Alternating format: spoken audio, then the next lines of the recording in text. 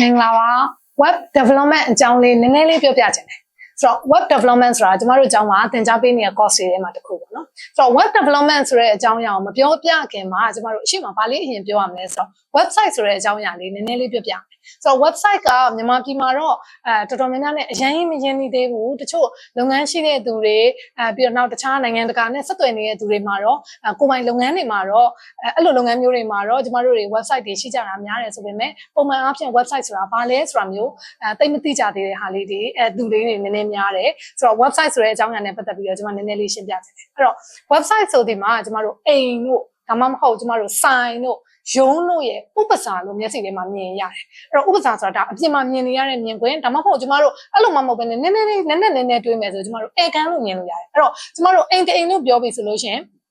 ်ဒီအိမ်တအိမ်ရဲ့ဧကန်အိမ်ထဲမှာရှိနေတဲ့အလှပြင်ထားတဲ့ decoration လိုဟာမျိုးတွေအကုန်လုံးကိုကျမတို့ website လို့မြင်ရတယ်အဲ့လိုမှမဟုတ်ဘဲနဲ့ကျမတို့ဒီ sign လို့ပြောပြီးဆိုရင်ကိုရောင်းချင်တဲ့ product တွေအကုန်လုံးကို sign ပေါ်မှာဒီစင်လေးတွေနဲ့ဘန်းလေးတွေနဲ့ဒီလိုမျိုးပြထားတဲ့ဟာကိုကျမတို့ website ပေါ်မှာပြတယ်လို့လည်းပြောလို့ရတယ်ဒါမှမဟုတ်ရုံးတရုံးလို့ပြောပြီးဆိုရင်ဒီရုံးရဲ့သူတို့အောင်မြင်ထားတဲ့အောင်လက်မှတ်တွေစုတစိတ်တွေဒီလိုဟာမျိုးပြထားတဲ့နေရာဆိုလို့ရှိရင်လည်းကျမတို့ website လို့ပြောလို့ရတယ်အဲ့တော့ဒါကအပြင်မှာကျမတို့အိမ်တို့ sign တို့ရုံးတို့မှာကျမတို့ဥပစာအနေနဲ့ဧကန်အနေနဲ့ဒီလိုမျိုးခင်းကျင်းထားတယ်လို့မျိုးကျမတို့ဒီ internet ပေါ်မှာလည်းကျမတို့ရဲ့အိမ်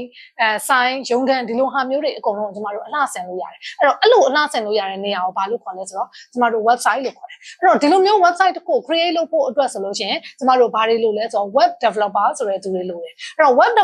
web developer ဆိုတာကျမတို့ခြုံငုံပြီးပြောလိုက်တာပေါ့နော်ဒီ web developer ဆိုတဲ့ဟာဒီကျမတို့ developing လုပ်နေတဲ့သူတွေဒီနောက်ွယ်မှာကျမတို့အမျိုးအစား၄မျိုး category ၄မျိုးနဲ့ထပ်ပြီးတော့ခွဲပြီးတော့အလုပ်တွေကိုလုပ်ဆောင်ကြတယ်အဲ့တော့ပထမတစ်ခုကကြတော့ကျမတို့ဒီ designer လို့ခေါ်တာပေါ့နော် designer လို့ခေါ်လိုက်တာဒီကျမတို့ UI UX design တွေကျမတို့ဒီ website ရဲ့ design တွေကိုဆွဲပေးတဲ့သူအဲ့တော့သူတို့ဒီ graphic အားဖြင့်ဒီလိုမျိုးလှ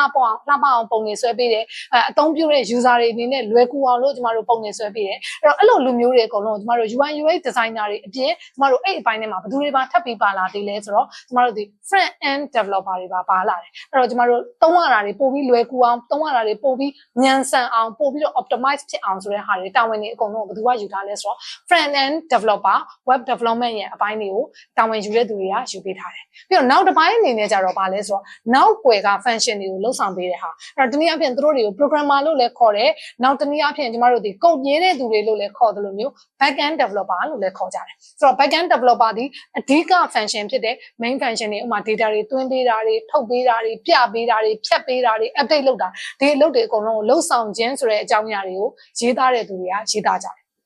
အဲ့ဒါပြီးတော့အခုကျတော့ကျမတို့နောက်တစ်ပိုင်းအနေနဲ့ကျတော့ကျမတို့မမြင်ရတော့ဘူးပေါ့မမြင်ရတော့တဲ့အပိုင်းမှာကျတော့ကျမတို့က database ကျမတို့ရဲ့ဒီ website ရဲ့ data တွေ customer ရဲ့ data တွေ user တွေရဲ့ data တွေအကုန်လုံးကိုတွားပြီးထိမ့်သိမ်းထားတဲ့နေရာအဲ့တော့တနည်းအားဖြင့်ကျမတို့ဒီ warehouse ကြီးတစ်ခု godown ကြီးတစ်ခုလို့မြင်လို့ရတယ် database အကြောင်းကိုကျမတို့နည်းနည်းချွတ် video လေးတစ်ခုနဲ့ထပ်ပြီးရှင်းပြပေးဦးမယ်အခုတော့အကြမ်းမြင်ကျမတို့ warehouse တစ်ခုလို့မျိုးမျက်စိထဲမှာမြင်လို့ရတယ်သူဒီ database ဆိုတဲ့ဟာဒီ data တွေကို store လုပ်တယ်ဆိုတဲ့အပိုင်းအနေနဲ့ store လုပ်ပေးထားတယ်နောက်ဆုံးတစ်ပိုင်းကကျတော့ကျမတို့ဒီ website ကြီးတစ်ခု web development ကြီး process ကြီးတစ်ခုလုံးလုံခြုံဖို့အတွက်လုံခြုံရေးလို့ခေါ်တဲ့ security ဆိုတဲ့အပိုင်းရဲ့အဲ့တော့ဒီအပိုင်းတွေအားလုံးကိုသိသွားပြီဆိုလို့ရှိရင်ကျမတို့က web development အားလုံးကိုသိသွားပြီလို့ပြောလို့ရတယ်ကျမတို့အကြောင်းက course တွေမှာလည်းဒီအပိုင်းတွေကိုစုံစုံလင်လင်ပါအောင်လို့ကျမတို့သင်ကြားပေးနေတဲ့ course လေးတွေရှိတယ်အဲ့တော့ဒါတွေအားလုံးသိသွားပြီဆိုလို့ရှိရင်ခုနက front end developer တို့ back end developer တို့ပြောရုံနဲ့မဟုတ်ဘဲနဲ့ကျမတို့ဒီ